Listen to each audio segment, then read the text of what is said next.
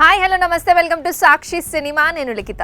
Ram Charan Sukumar combination అనగానే ప్రతి అభిమానికి రంగస్థలం cinema గుర్తుకు రావడం సహజం.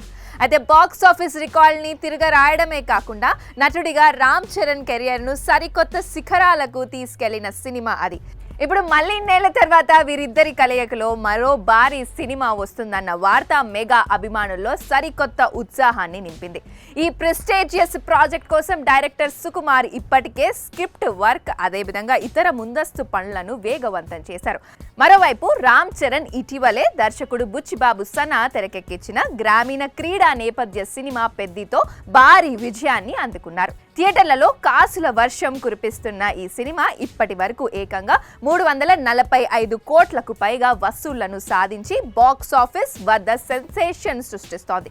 ఈ సినిమాలో చరణ్ కనబరిచిన అద్భుత నటనపై విమర్శకులు సైతం ప్రశంసలు కురిపిస్తున్నారు. అయితే పెద్ది సినిమా కోసం రామ్ చరణ్ శారీరకంగా ఎంతో శ్రమించాల్సి వచ్చింది. ముఖ్యంగా ఇందులోని హై వోల్టేజ్ యాక్షన్ సీక్వెన్లు, స్పోర్ట్స్ సన్నివేశాల చిత్రీకరణ సమయంలో ఆయనకు కొన్ని చిన్నపాటి గాయాలైనట్లు తెలుస్తోంది.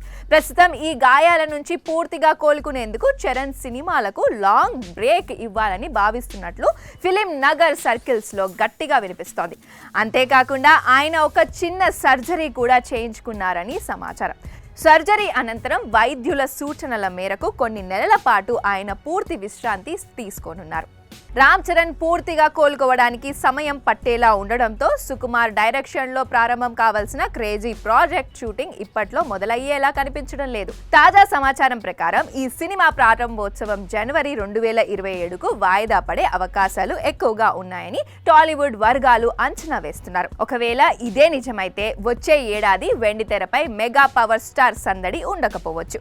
చరణ్ కొత్త సినిమాను థియేటర్లో చూడాలంటే అభిమానులు 2028 వరకు వేచి చూడక తప్పదు.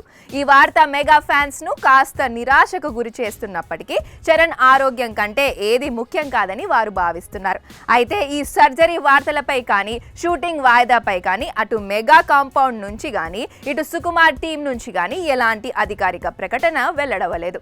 రంగస్థలంలో చిట్టిబాబు లాంటి ఐకాన్ క్యారెక్టర్ ను ఇచ్చిన సుకుమార్ ఈసారి చరణ్ ను ఎలాంటి పవర్ఫుల్ పాత్రలో చూపిస్తారో అని యావత్ సినీ ప్రపంచం ఆసక్తిగా ఎదురుచూస్తోంది. సాక్షి టీవీ ప్రసారాలను నిలిపివేయడం చట్టరీత్యా నేరం. సాక్షి టీవీ ప్రసారాల కోసం మీ స్థానిక కేబుల్ ఆపరేటర్ని వెంటనే సంప్రదించండి. డిటిహెచ్లో, ఇంటర్నెట్లో కూడా సాక్షి టీవీ ప్రసారాలను వీక్షించవచ్చు.